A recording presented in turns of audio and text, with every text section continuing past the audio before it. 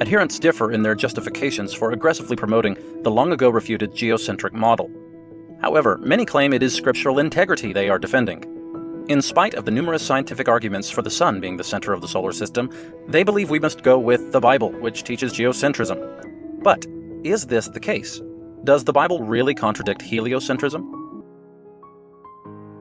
The Lord reigneth, he is clothed with majesty. The Lord is clothed with strength, wherewith he hath girded himself. The world also is established, that it cannot be moved.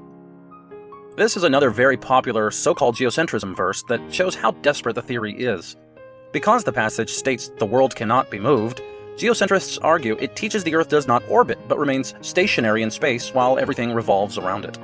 But is this passage speaking in relation to the solar system, or to earthbound man? Is this passage teaching an astronomy lesson about what circles what?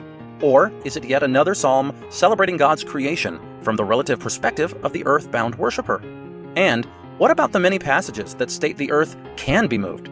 For example, the earth shook, let the earth be moved. Then the earth shook and trembled. Or what about when other psalms likewise say, I have set the Lord always before me, because he is at my right hand, I shall not be moved. Are we to believe from this psalm that believers are stationary in the solar system and universe, and that all celestial beings orbit them? Or is this only a relative term? Obviously, Psalm 93:1 does not teach geocentrism. It is only praising God in poetic and relative terms for having established a firm foundation for man's habitation. It fails miserably for those using it to teach geocentrism. It is commendable to trust in God's words, and beware of science falsely so called. The words of the Lord are pure words. We can and should use them for every part of our lives, from religion to politics to science.